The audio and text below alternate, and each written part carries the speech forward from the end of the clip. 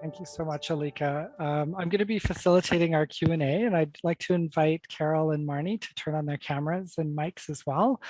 I just want to say I'm really pleased and impressed at the ways our different presentations have sort of built on and developed each other's ideas. I really absolutely loved it.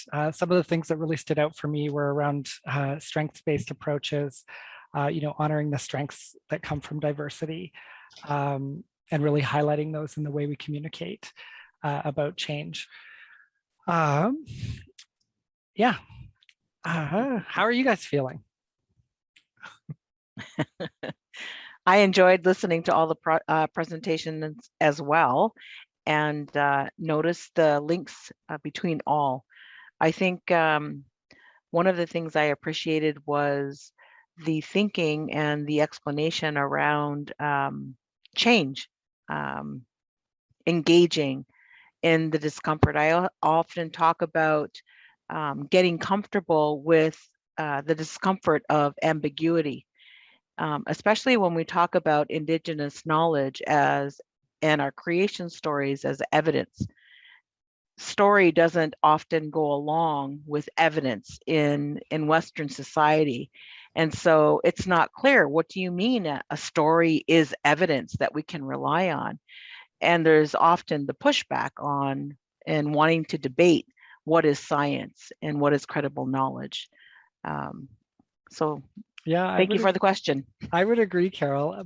And I think it's interesting too what gets categorized as story, because like a lot of our history books, I think a lot of colonizers don't see their history books as just another form of story, but it somehow gets more credibility than our stories, which is always interesting.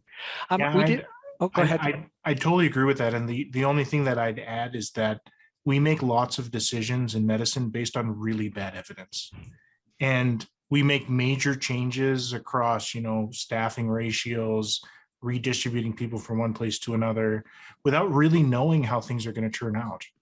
And I think acknowledging that, especially in this space where people wonder, well, we address racism and now suddenly people can have, hostile free access to the full suite of choices when it comes to their care. What is that going to mean for me? The answer is, I don't know, but we do lots of things where we don't really know what the end point is because we know it's a good thing to do. We know it's the right thing to do. We have had a few questions emailed in. One of our listeners wrote in that they live in a rural community that has a high proportion of First Nations people living there.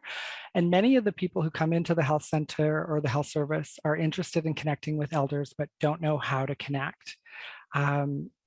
They're asking how they might help organize a program for elders to connect with people that are ready to change.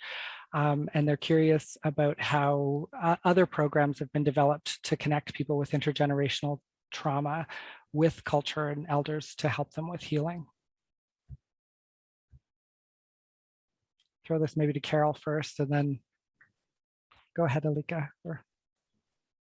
Yeah, Carol, you can go first. Okay. Well, the first thing I'll say is relationships are everything, but you can't have a relationship if you don't know who to talk to. And so, again, it's embracing the discomfort of having to do the work of, if there's lots of Indigenous people, there's a community. Wherever you see a number of Indigenous people, there's definitely a community. It might not be a community based by on land and geographical area. If you're in an urban environment, in this case, you said it's a rural population, there's a community attached to that population. Find out who is the community and start having conversations, invest in relationships, and you'll find the answers that you're looking for. Yeah, I'd add to that by saying, if you're truly serious about incorporating elders into care, make space for them. When they show up, have a place for them to hang their jacket, have a place for them to get coffee, walk around to people, actually introduce them to other folks at the institution so they don't come in feeling like a stranger. The usual things that you'd actually do if you had a new nurse or a new physician or whomever. I think sometimes these are things that we forget, and those small things I think go a long way to develop trust from those in the community that were actually serious about, creating space for these programs.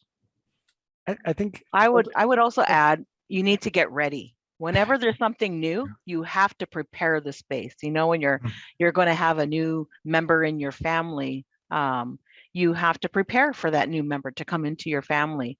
You don't just, have a baby one day and you have everything prepared and ready and you're able. You have to prepare the space.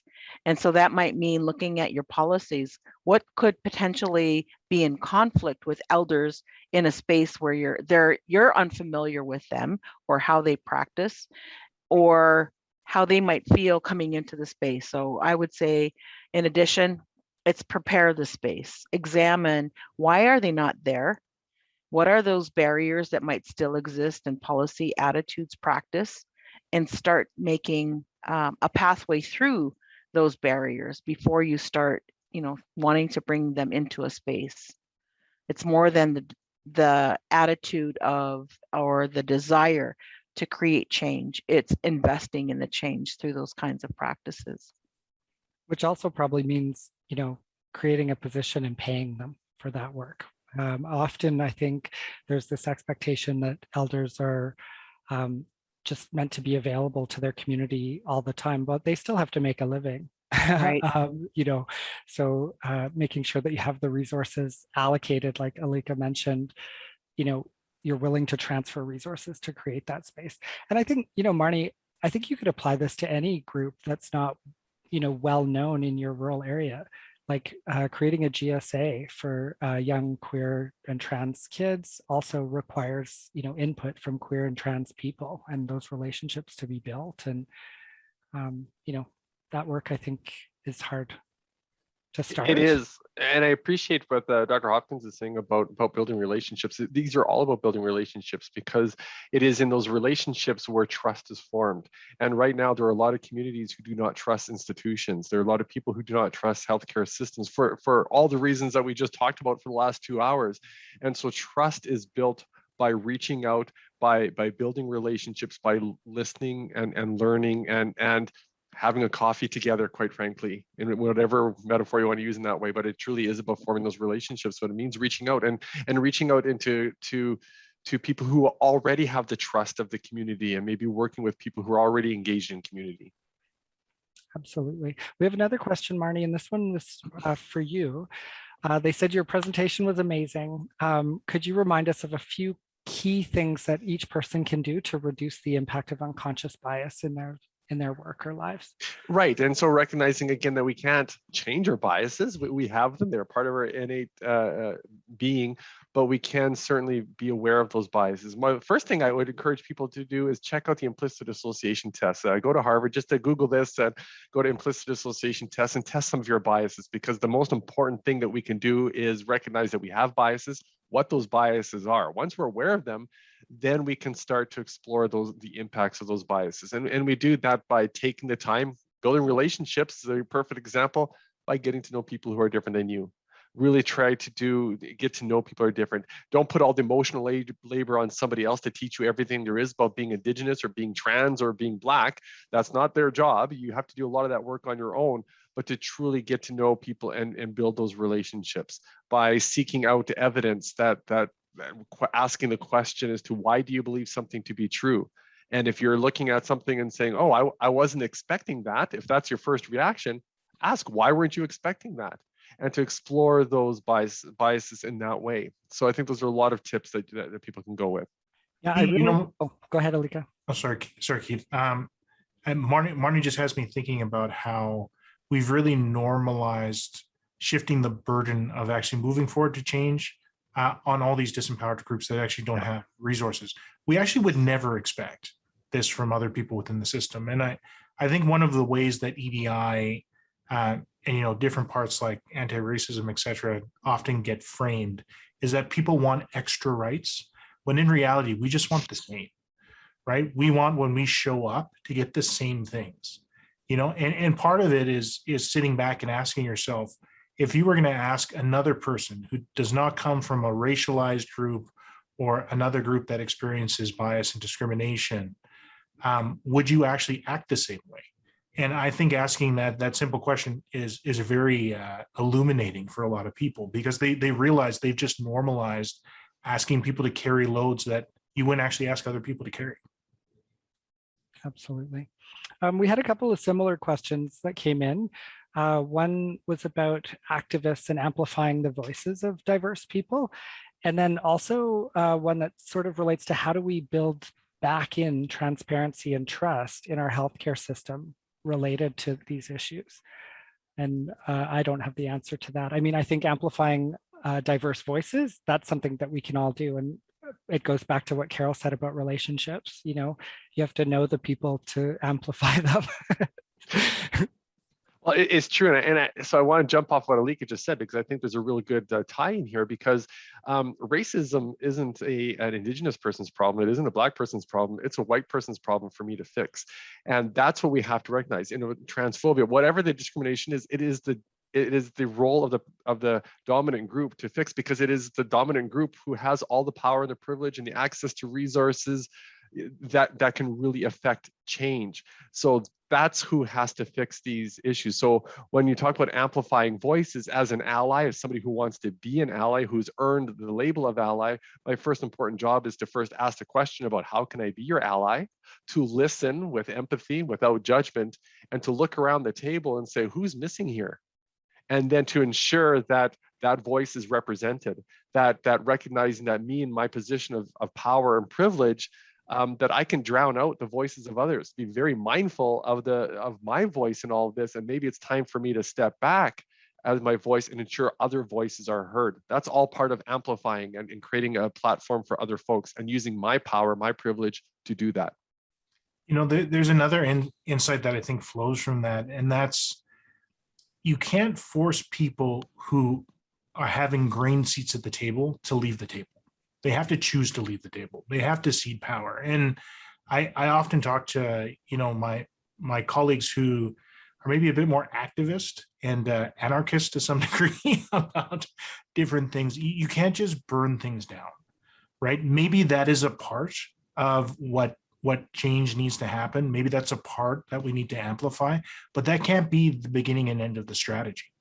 You know, like, you have to develop relationships with people in the system who then move out of the way to help you move forward the change. And it's just realizing that there's a lot of different people and a lot of different roles to play, you know, and the anger part, like leading into the discomfort, that's definitely a part of it. And I don't think we should be ashamed anymore when we get angry over discrimination and oppression. You know, it's something that no one should actually experience. And when someone chooses not to go receive medical care because they're afraid of what's going to happen to them, whether it's the color of their skin or because they're trans or any other reason, you know, that should not exist within our healthcare system. But yelling about it isn't the only thing we can do, right? And so it's really understanding how we can navigate and kind of move to that. And Keith, what was the second part of the question that you had? It was about how to build back transparency and trust in the health system, especially in this age of social media where there's these extreme views. You know, there's people who are, you know, very opposed to certain health measures, or, you know, say flat out, I don't trust doctors because of X, Y, and Z experiences or racism or whatever.